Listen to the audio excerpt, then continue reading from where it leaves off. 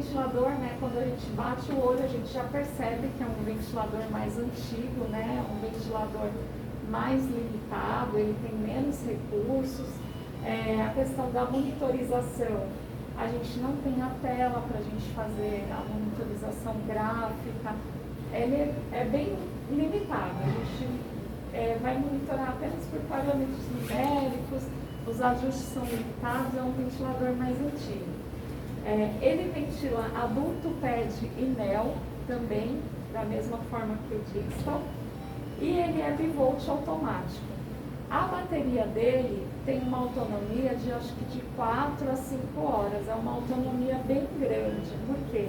Porque ele é um ventilador que ele é mais mecânico, ele é menos eletrônico, então as demandas dele de energia elétrica são muito menores do que num ventilador que eu tenho tela, que eu tenho gráfico, que eu tenho mais recursos. Então, por isso que a bateria dele, a autonomia é bem maior.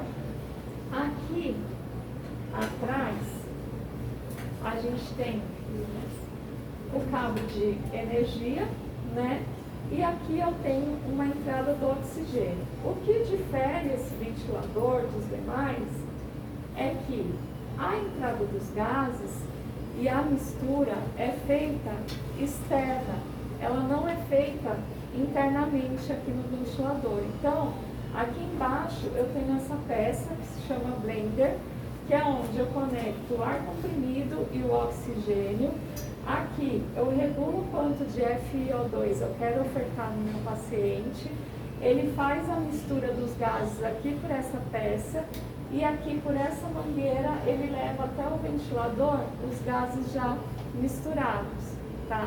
Então ele tem um blender externo, coisa que os outros ventiladores mais novos, esse blender é interno, a mistura é toda feita ali dentro do ventilador, tá?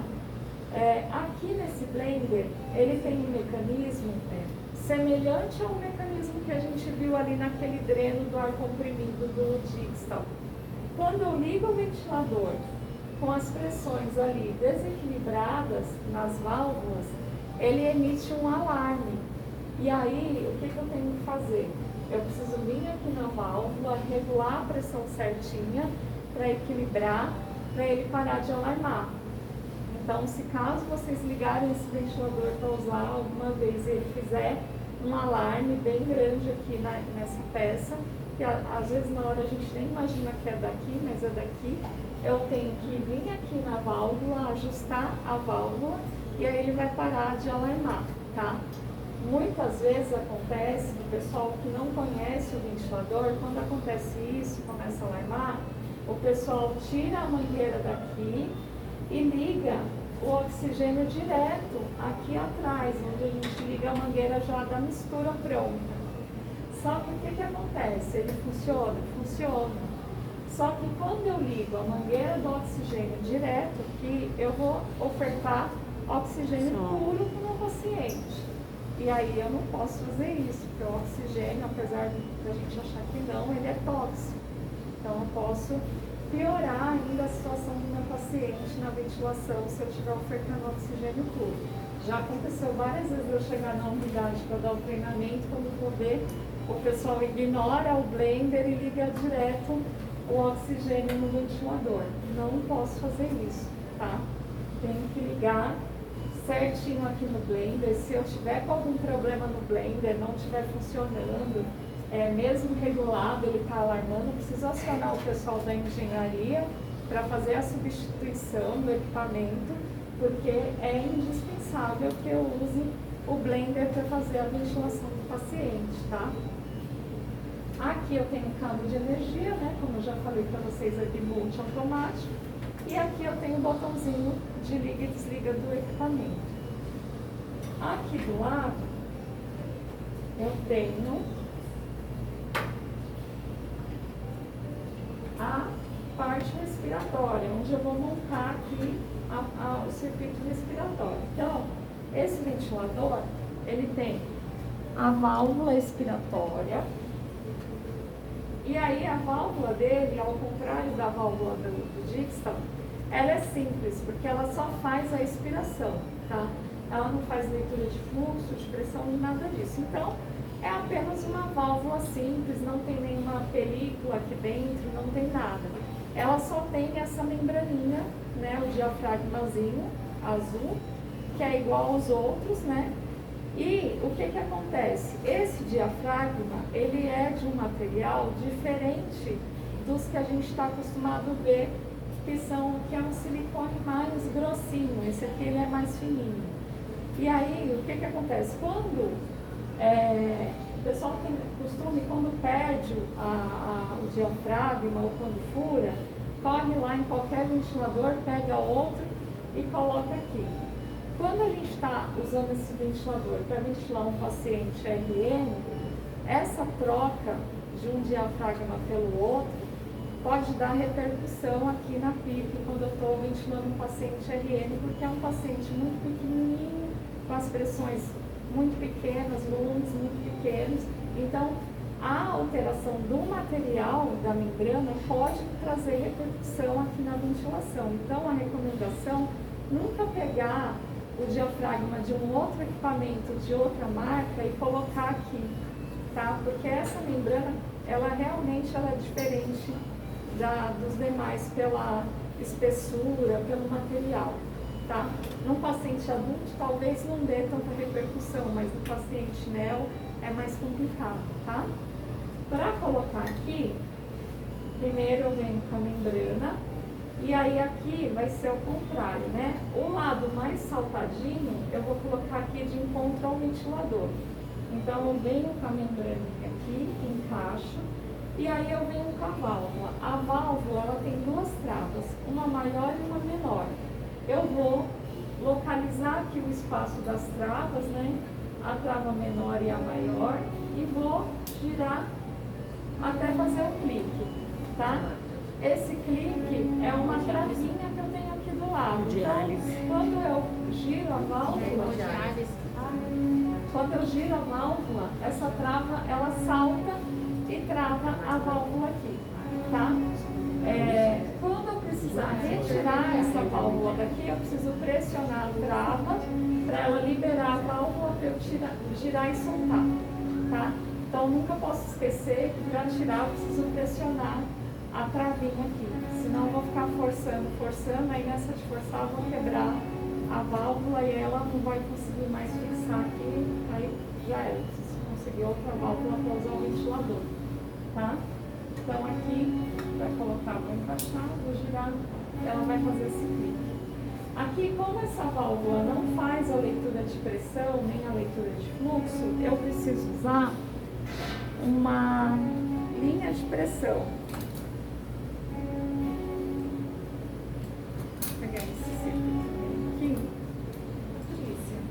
Esses diafragmas a gente consegue comprar à parte com vocês? Não, esse diafragma ele não vem separado, ele só vem a válvula completa, a válvula com o diafragma. E lá na empresa eu não tenho certeza, mas lá a gente não faz a venda desse tipo de insumo. A gente tem lá no almoxarifado, mas é para o nosso consumo mesmo, para fazer as manutenções dos equipamentos. A gente não costuma vender, mas a válvula vem a embalagem fechada, da válvula junto com a membraninha. Eles não vendem só a membraninha. Vem os dois.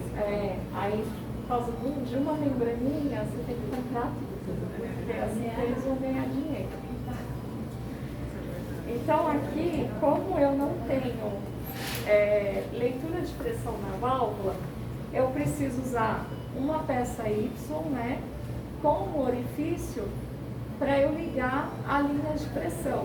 Então aqui essa linha de pressão, uma ponta vai no orifício aqui da peça Y e a outra vai aqui no pininho onde está escrito pressão proximal. E aí eu vou encaixar aqui, ó. E é aqui que ela vai fazer leitura de pressão, tá? Fora isso, não sei se vocês têm aqui, para fazer a leitura de fluxo, ele tem um sensor de fluxo que eu também vou encaixar aqui no ventilador e vou encaixar aqui no Y. E aí aqui do lado, no ventilador, eu tenho separado por cor o sensor de fluxo correspondente a cada faixa de paciente, a cada categoria de paciente. Então, para paciente prematuro, neonatal, é o sensor cinza, que ventila com pacientes com menos de 3 quilos. Para o paciente pediátrico, é o sensorzinho preto, que tem uma abinha só, que vai ventilar pacientes de 3 a 25 quilos. E para ventilar os pacientes adultos, eu tenho um sensor azul, que vai ventilar pacientes acima de 20 quilos, tá? Então, sempre quando eu for ventilar, eu preciso entender qual tipo de paciente eu vou ventilar, para saber qual sensor que eu vou usar. Então, o sensor de fluxo, ele tem uma peça que é exatamente como o desenho que está aqui, que eu vou encaixar nessa entrada aqui, e a outra parte, ele tem uma mangueirinha, né? E a outra parte vai vir aqui no Y, encaixado no Y para fazer a leitura de fluxo, tá? O ventilador funciona sem o sensor de fluxo? Funciona. Só que o que acontece? Quando eu não tenho o sensor de fluxo, eu não sei quanto de volume corrente está ventilando o pulmão do paciente. Então, ele vai ciclar, ele vai ventilar, ele vai fazer tudo bonitinho. Só que eu não sei quanto está indo de volume no pulmão do meu paciente. Então, é sempre recomendável que o sensor esteja conectado para eu poder fazer a ventilação correta do paciente, tá? Então, vamos supor que eu montei, né? Coloquei sensor, coloquei linha de pressão. Eu vou conectar aqui um ramo na válvula respiratória, o outro ramo aqui na saída do paciente. E aí eu vou ligar o ventilador. Esse ventilador aqui, como ele não é um ventilador eletrônico, totalmente eletrônico, eu não tenho nenhum teste, nenhuma calibração, nada que eu possa fazer antes de ventilar o paciente, para saber se eu tenho vazamento, para calcular resistência e complacência do circuito, para saber se o ventilador está funcionando corretamente, não tenho nenhum teste. Então, montei, eu vou ligar, ele já vai entrar ventilando e aí eu já vou conectar no paciente. A minha sugestão sempre é que, antes de ventilar o paciente, eu monte, né? Liga, e no caso tem que ser a físio mesmo, que ela que vai entender se está tudo certo. Ligue o ventilador, se eu tiver um pulmão teste melhor, coloque um pulmão teste aqui, ajuste os parâmetros e observe se ele está ventilando direitinho, se ele está entregando tudo que está programado. Está tudo certo, aí eu vou deixar ele aqui separadinho, quando entubar o paciente, eu vou conectar no paciente e vou ventilar, tá? Fora isso, não tem como fazer nada, não tem como avaliar nada antes de ventilar o paciente. Então, coloquei aqui, já pôr o pulmão, montei tudo, eu vou ligar aqui atrás, e aí ele já liga ventilando.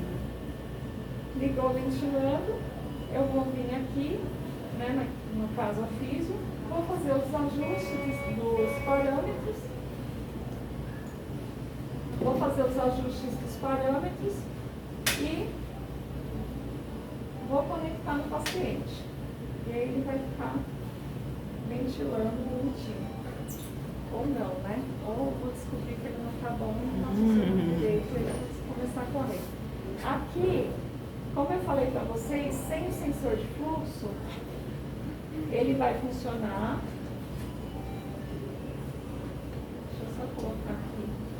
Você consegue pôr para a gente os parâmetros, o que seriam os parâmetros mínimos? Vamos pensar em uma catástrofe, por exemplo. A filha desmaiou.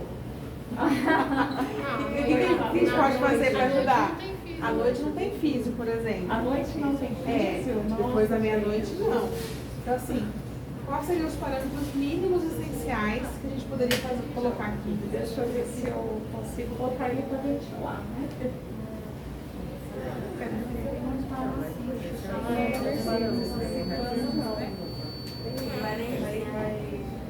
Viu, mas lá na Mel e na TED elas deixam montado, eu como para vocês? Já nos parâmetros, tudo? Não deixa?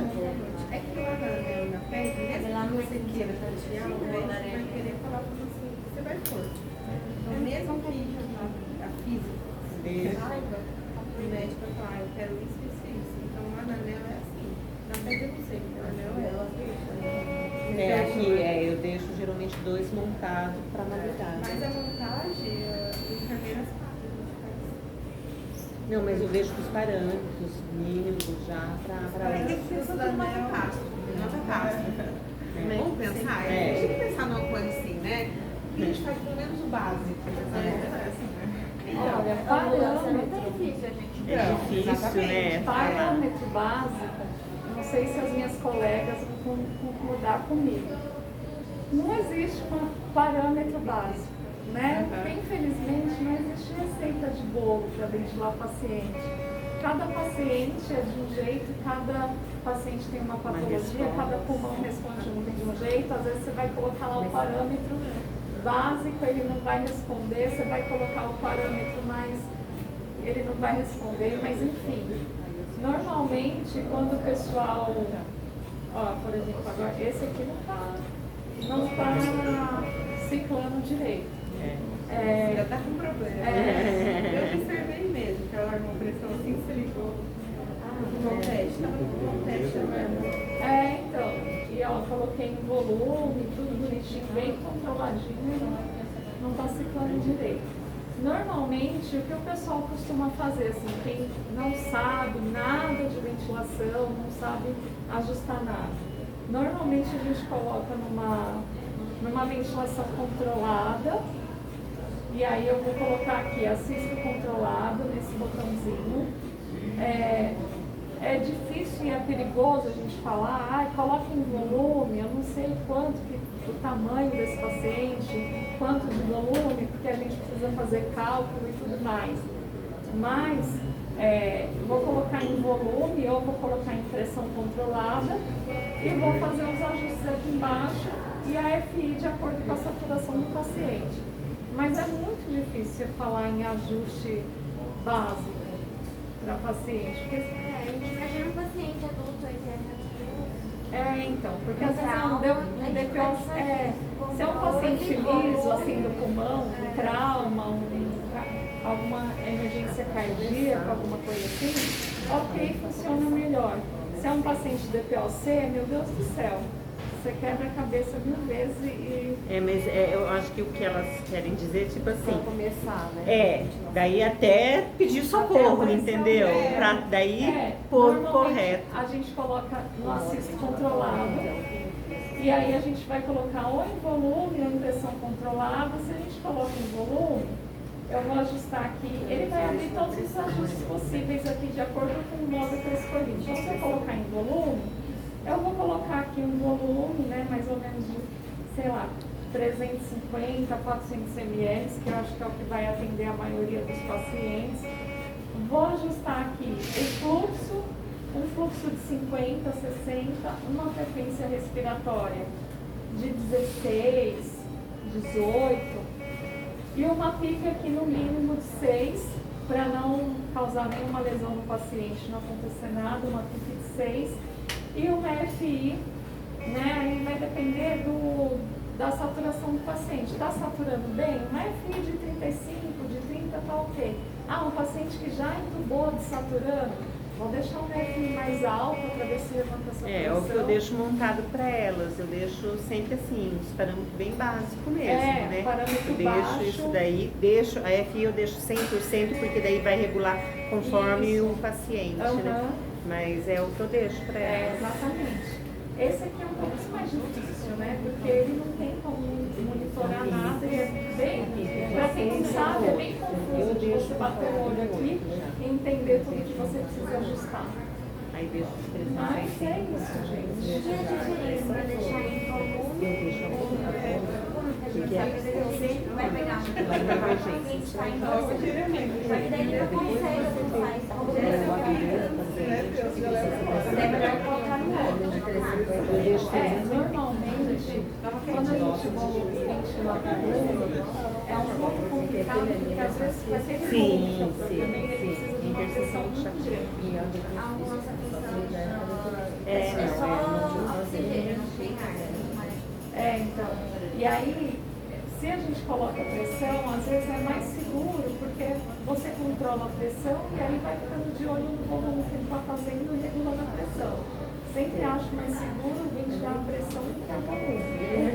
Porque o volume, dependendo da condição do paciente, você colocar aqui, por exemplo, um volume de 400, para ele fazer esse volume de 400, ele vai precisar de uma pressão de 26. E aí é uma pressão, às vezes, muito alta, dependendo do paciente que eu estou ventilando, dependendo da qualidade do pulmão dele. Então, é muito complexo, é imensamente complexo. No caso do transporte, a recomendação é sempre tentar fazer a mesma coisa que estava sendo feito no leito, né? Se você pegou o paciente no leito, tentar copiar e repetir o que estava fazendo no leito. Mas tem paciente que está querendo desmamar da sedação. Daí, nossa, aí esse aí é o pior. Não, dá pra ir, mas não dá no transporte. No transporte não dá pra vocês desmamar. Imagina, gente. Não, e outra que agita, né? Na movimentação, fazer isso agita. Esses dias, Carol, eu peguei uma menina de 8 anos entubada, sem sedação. Eu transferi ela de um hospital para o outro. Nossa, sem sedação. É um absurdo, né? Aí teve que ir no caminho fazendo bolos do Dorgonide. É complicado. O paciente sem sedação é muito. Que era neurológico, aí não podia sedar. Vai deixar a sedação baixa, deixa. Então, mas não, porque ela ia ser avaliada pelo neuro. Eles não queriam. Então, Mas que diferença, mas pensa bem, que diferença faz ir numa sedação bem baixinha para vocês entenderem o bolo? vai entrar no jeito. Quer perguntar alguma coisa, pessoal?